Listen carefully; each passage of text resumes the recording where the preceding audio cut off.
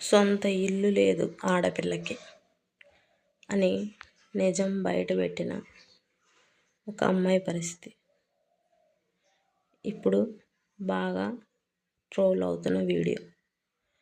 కడలి ఆ అమ్మాయి చెప్పిన దాంట్లో తప్పేం లేదు, నిజమే.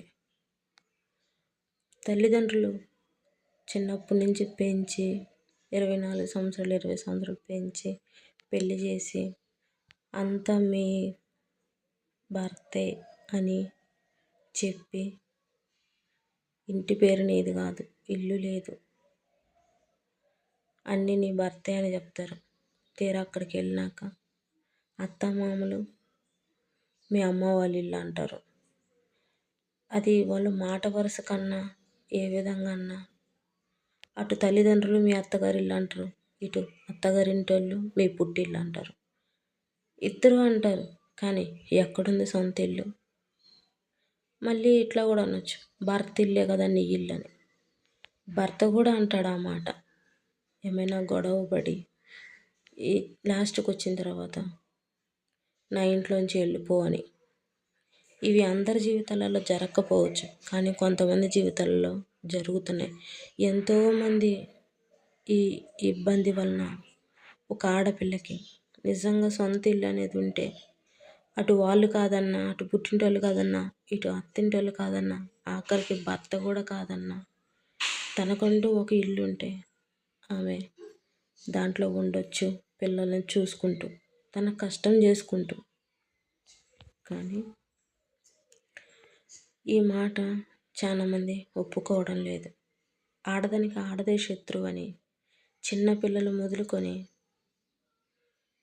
లోకజ్ఞానం తెలిసిన వారు కూడా ఎంతోమంది ఆ అమ్మాయిని ట్రోల్ చేస్తున్నారు. ఒక అమ్మాయి ధైర్యం చేసి ఒక నిజాన్ని బయటపెట్టింది. ఇది అనుభవించాలిగా తెలుస్తుంది. నీతులు చెప్పడానికి బాగానే ఉంటాయి.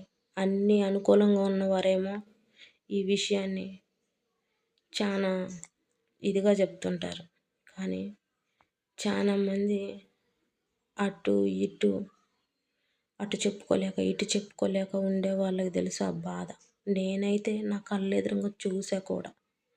ఎవరంటే పలానా పేరు చెప్పను కానీ ఆ భర్త మంచివాడే, కానీ తాగొచ్చి వాళ్ళకి ముగ్గురు పిల్లలు తాగొచ్చి ఇంట్లో గొడవలు పెట్టుకుంటే ఆమె తల్లిదండ్రులకే చీదరబుట్టి ఆ కొడుకుని తరిమేస్తే ఈ అత్తామామలు కూడా పో నీ ఇంటికి పోయి ఉండు అని చెప్పి అంటే ఇక్కడికి వస్తే తల్లిదండ్రులు ఎంతకాలం చూస్తారు?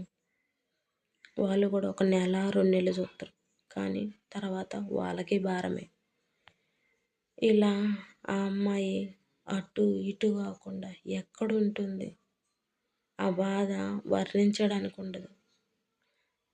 ఇలా ఒక్కరు కాదు, ఇద్దరు కాదు, మనకి కనిపించకపోయినా నేటికి ఎంతోమంది ఆత్మహత్యలు చేసుకుంటున్నారు, చిత్రవదలు అనుభవిస్తున్నారు. ఇవి అందరికీ తెలియకపోవచ్చు, కానీ ఎక్కువగా ట్రోలింగ్ చేసి ఆడవాళ్ళ గురించి ఆడవాళ్ళు మాట్లాడుతూ ఇట్లా ఉంటే బాధ అనిపిస్తుంది. ఈ విషయం గురించి మీరేమనుకుంటారో చెప్పండి.